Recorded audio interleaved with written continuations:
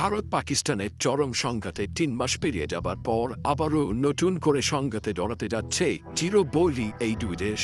একদিকে ভারত পাকিস্তানকে হুমকি দিচ্ছে সিন্ধু নদীতে তারা বাঁধ নির্মাণ করবে, অন্যদিকে পাকিস্তান প্রকাশ্যে জানিয়ে দিয়েছে বাঁধ নির্মাণ শেষ হলে সেটি মিসাইল মেরে উড়িয়ে দেওয়া হবে। ঠিক এমন বাঁধ যুদ্ধের মধ্যেই আবারও পাকিস্তান সীমান্তবর্তী এলাকায় ভয়াবহ গোলাগুলির ঘটনা ঘটেছে, আর এই গোলাগুলিতে ভারতীয় এক সেনা নিহত হয়েছে।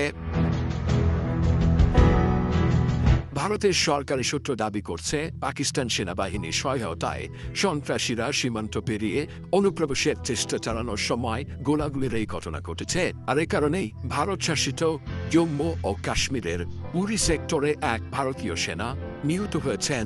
বুধবার এক প্রতিবেদনে এই তথ্য জানিয়েছে ভারতীয় সংবাদ মাধ্যম এনডিটিভি।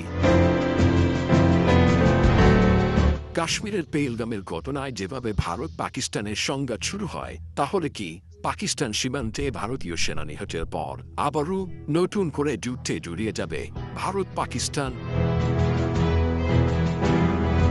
সম্প্রতি পাকিস্তানের সেনাপ্রধান জেনারেল আসিম মুনির জানিয়েছেন, সিন্ধু নদীতে বাঁধ নির্মাণ করলে 10টি মিসাইল মেরে তা উড়িয়ে দেওয়া হবে। আর এরপর যদি ভারত বাঁধ নির্মাণ করতে চায়, তাহলে পারমাণবিক যুদ্ধের জন্য যেন নয়াদিল্লি প্রস্তুত থাকে। পাকিস্তান তার সর্বোচ্চ শক্তি দেখানোর জন্য এবার প্রস্তুত রয়েছে।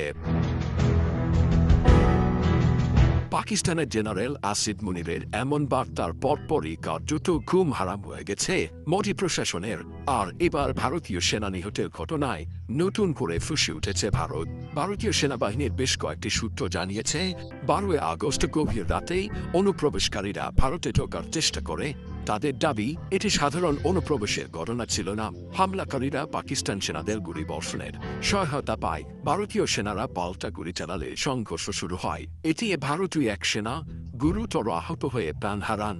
অনুপ্রবেশের চেষ্টা ব্যর্থ হলেও দুর্যোগপূর্ণ আবহাওয়ার সুযোগ নিয়ে হামলাকারীরা পালিয়ে যায়। তবে এই বিষয়ে ভারতীয় সেনাবাহিনীর আনুষ্ঠানিক বিবৃতি এখনো প্রকাশ হয়নি। এর আগে গত এপ্রিলে পেহেলগামে হামলায় 26 জন নিহত হওয়ার পর পাকিস্তানে হামলা চালায় ভারত। জবাবে পাকিস্তানও ভারতে পাল্টা হামলা চালায়। পরে দুই পক্ষ যুদ্ধবিরতিতে সম্মত হয়।